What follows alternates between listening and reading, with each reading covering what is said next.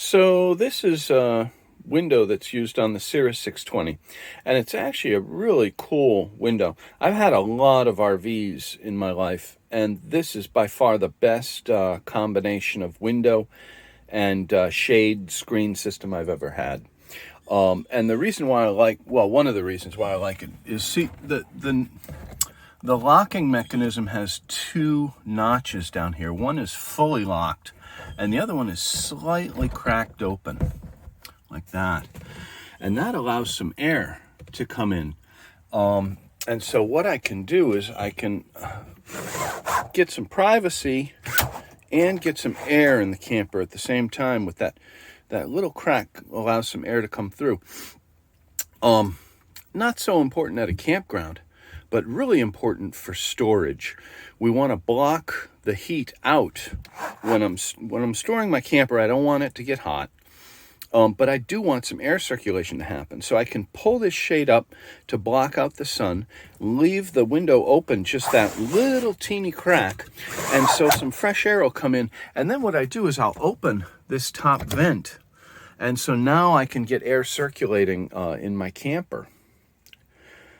And that reduces the humidity, and humidity is the real enemy when a camper's in storage. This is one of the more difficult videos that I've made. I think just because these shades are a little bit complicated. So I'm separating this video into three parts. Part one is going to be how to use these shades so that you don't break them in the first place. Part two will be a description of how these shades work so that hopefully you won't break them. And so that if you do break a shade, you'll be able to figure out how to fix it. And then part three will be a repair that I had to do to one of my shades, so I can show you how that repair went. So how to use these shades. These are really nice. The screen slides down from the top, and the shade slides up from the bottom. The shade feels heavier. It's harder to move than the screen. The most important thing to remember is that you always move these from the center. Never try to move the shade up and down from a corner. If you do that, you'll move it out of alignment. One of the internal strings will move faster than the other, and you could break the shade. You could pop the string off its mechanism. That's especially true for the shade portion of this. The shade, the material is heavier, and it's a more complex. Well, it's not a more complex movement, but there's more going on. The other thing you need to know is that you shouldn't try to move this quickly. You should always move these shades slowly. If you move it quickly, you could change the tension inside here, and you could end up with too little tension on the strings, and that could pop them off their little mechanisms. So we want to move it slowly, and we want to move it from the center. And as long as you do that, the strings that compose this, they look like they'll last at least 5 years. They should last for hundreds of openings and closings. And even if they do eventually break, they're not too hard to repair, but that's the last part of the video. So you want to move these up and down slowly, and always from the center. Never try and move it up and down from one of the edges. The shade part of this window is much more complicated. There's one string that goes from this corner, and it actually, when the shade is fully open, it goes from this corner, it goes all the way down, it wraps around the bottom of the valence, and then it goes all the way up and up to this corner. It's secured with a little Allen nut in there. So this string actually moves from where it's wrapped in here. It moves on some little sort of bumpers and it goes up and down by feeding the string in and out of the sides of the valence. So when I'm moving this up, that string is getting fed out of the valence and into the shade. And when I move it down, that string is getting fed out of the shade and into the valence. So if I look in the valence right now, and I look in here, I can see white string. If I went to the outside of the RV and I looked inside the valence from the outside, there's no string, no white string in there right now because it's been fed out in order to move the shade up. I know that sounds complicated, but that's how it works, and it's an ingenious mechanism. It's also a mechanism that is going to fail eventually. It's the best RV shade. Don't get me wrong. It's the best RV shade I have ever seen by far. However, that mechanism, it's got a lot of moving parts, and it's eventually going to fail. So you need to know how to fix it. So that's how these guys work. Let's move on to how to repair and troubleshoot. One of the failures that will happen with these shades is that there isn't enough tension in the white string. And you can tell there's not enough tension in the white string if the pleats aren't folding properly when you close it. If you're having to stick your finger in here and push the pleats in as you're closing it, the white string isn't tight enough. The white string, you can actually pluck it from inside here. It should be tight enough that it plays like a guitar string. It should be really quite taut. Anyway, there's a little Allen head thing up here that secures the white string and allows you to adjust the tension on it. And so you pull out that little Allen thing and you loosen it on the string, and you move the string just a couple of millimeters and then retighten it, but don't tighten it too much. If you tighten it too much, you will cut the string, and that's not good. And then you put it back in, and you're going to need to do the same thing on the other side. You're going to need to tighten it just a couple of millimeters and then put it back in. And that'll fix the tension problem if you're having issues with the pleats not folding. The other thing that happens to these shades is what I've said before. Someone opens it from a corner or opens or closes it too quickly. You should always be going slowly, opening and closing these.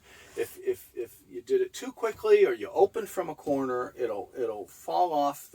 It's a little bushing in there, and then you've got to remove the whole valence from the wall. Removing the valence is easy. There's 1, 2, 3, 4 screws. It comes right out, and there's screws that go in from the sides, and you're going to have to disassemble it a little bit. And I have some more video that follows. I apologize. That video isn't perfect, but it'll at least show you what's happening. So the problem with these windows is every once in a while they will lose their string. And this window is pretty easy to deal with because it's narrower and it goes up and down nice and straight every single time. But my longer window over there, well, that's more difficult to deal with. And so when I'm trying to open this window, the temptation is to open it. I gotta unclip it. The temptation is to open it from one side, and look, the string, if this window gets at an angle, that string will pop out, which is a real pain. So my string has popped out, and I looked on the outside, and I'm not going to be able to put it back in from the outside. You always want to open and close these as levelly as possible. Anyway, how do we fix this? Well, I'm going to have to pull the window, and at each corner, there's a little cap, and under that cap, there's a little screw. So you unscrew all those screws. So I've unscrewed those 4 screws, and the whole assembly just comes right out. Very simple. just be careful. There are vents down here that would love to eat those screws, so be careful. So to get the cords out, the cords are sealed down inside here. So if you've broken a string, like I have, you've got to remove the pleated section from the bottom of the valence. And so if you look inside here, you can pull this out. So you can just very carefully slide this out of the bottom of the valence just by pulling on one side. So the cords are affixed here by a piece of sticky tape, and it looks like they wrap around a center point to secure. Both cords are secured. I only need to replace one of my cords. So I need to get the sticky tape off. So here's what I did. I brought some of the excess string down. I just cleared out the double-sided sticky stuff where I needed to, because it wraps around here twice. And then I pulled my little excess through, and now I'm going to put the double-sided sticky cover back on, so this will slide easily in the channel in the bottom of the valence, and try to reassemble. When you're putting this back, sliding it back inside the valence, it's really important that you keep the string down as you slide the valence over, the bottom of the valence over, because if you don't, that string will get caught up right here, and it'll get pulled, and we don't want to do that. So notice how that string is in that groove, and it's not getting pushed as I slide the shade back into the bottom of the valence. So now the pleated shade is reinstalled in the bottom of the valence, and I need to reassemble it into the rest of the window. So I'm getting ready to install the shade back into the window assembly, and these strings go opposite directions. So the one on the left is going to go to the right, and it needs to slide through this little guy right here. And so we'll just push it right down. So this is what it looks like when it's in this correctly. You'll actually hear a click when it goes in, or you'll feel a click. I need to do the same thing on the other side. And so now I just slide the shade into either channel, the channels on either side, and then I'm just going to secure the bottom with the screws. So just taking a look at how the screen strings are installed. Here's this little Allen nut, and you can see this just wraps around. It's perpendicular to the screen, and so it's wrapping around the top. So I want to mimic that, or I want to do the same thing for the shade strings. It needs to come up and into this guide, and then go into the groove here, and then into this fellow that secures it. But we're too high right now. You can see I'm too high. I've got to get it. I've got to get it beyond the screen here. The screen is causing me some trouble, and it needs to be much lower, or it'll just pop right out again. So I have this side in, but I've got to tighten it. Both sides need to be tightened, and this guy is just a little bit too short. Oh no, it doesn't look too short now. So I need to adjust both sides, tighten both sides so that, oh yeah, it is too short because it needs to go around the top. It'll be a lot stronger if it goes around the top here. So I need to adjust these with an Allen wrench.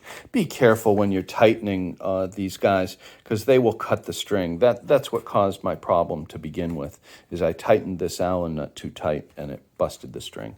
So so each corner is, I would call it taut, not tight. It's not too tight.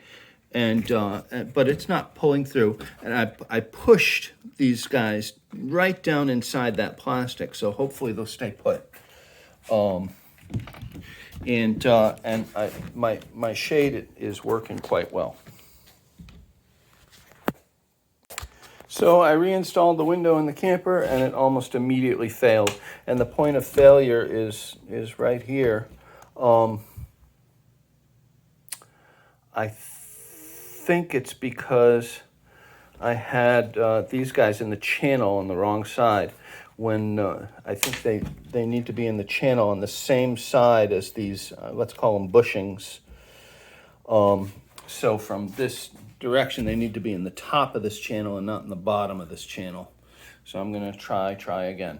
So second attempt, I think these strings need to be really tight. Now, I'm not saying that the Allen nut needs to be really tight. I think there needs to be a lot of tension on this string. And if there isn't a lot of tension on the string, it can move. And that's what knocks it out of the bushing.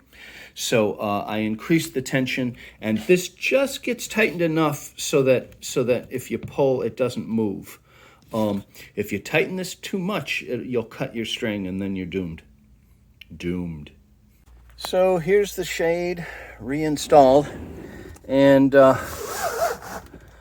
it is working. I am going to be much more careful when I open and close these shades. And I'm just going to go slow, and do it from the center to be sure that I don't have to go through this repair again. Well, I hope you've enjoyed this video on how to repair the shades in the Cirrus campers. If you've got a better way to do this, please share your thoughts in the comments below. I do think these are really good shades.